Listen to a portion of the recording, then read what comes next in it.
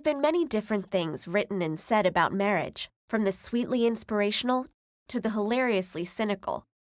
But what many of them have in common is that they sound like they express a universal and timeless truth, when in fact, nearly everything about marriage, from its main purpose to the kinds of relationships it covers to the rights and responsibilities involved, has varied greatly between different eras, cultures, and social classes.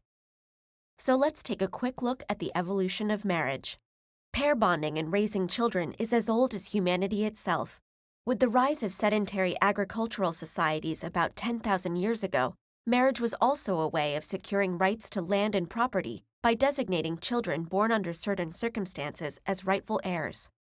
As these societies became larger and more complex, marriage became not just a matter between individuals and families, but also an official institution governed by religious and civil authorities. And it was already well established by 2100 BC, when the earliest surviving written laws in the Mesopotamian Code of Ur-Nammu provided many specifics governing marriage, from punishments for adultery to the legal status of children born to slaves. Many ancient civilizations allowed some form of multiple simultaneous marriage, and even today, less than a quarter of the world's hundreds of different cultures prohibit it. But just because something was allowed doesn't mean it was always possible. Demographic realities, as well as the link between marriage and wealth, meant that even though rulers and elites in ancient Mesopotamia, Egypt, and Israel had multiple concubines or wives, most commoners could only afford one or two, tending towards monogamy in practice. In other places, the tables were turned, and a woman could have multiple husbands, as in the Himalayan mountains, where all brothers in a family marrying the same woman kept the small amount of fertile land from being constantly divided into new households. Marriages could vary not only in the number of people they involved, but the types of people as well. Although the names and laws for such arrangements may have differed, publicly recognized same-sex unions have popped up in various civilizations throughout history.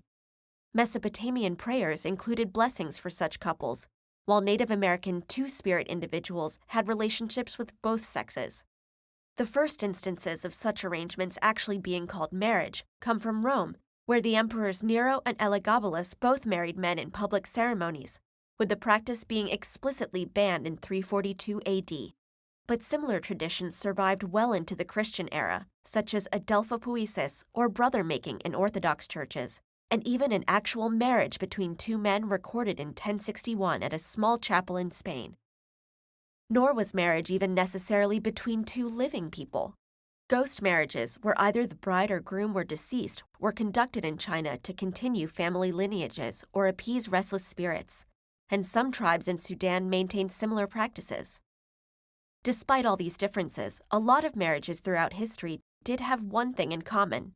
With crucial matters like property and reproduction at stake, they were way too important to depend on young love.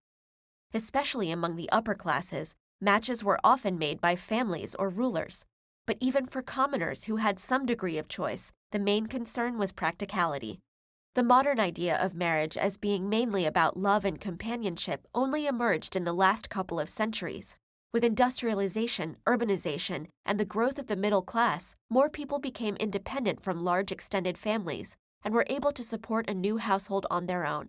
Encouraged by new ideas from the Enlightenment, people began to focus on individual happiness and pursuits, rather than familial duty or wealth and status, at least some of the time. And this focus on individual happiness soon led to other transformations, such as easing restrictions on divorce and more people marrying at a later age.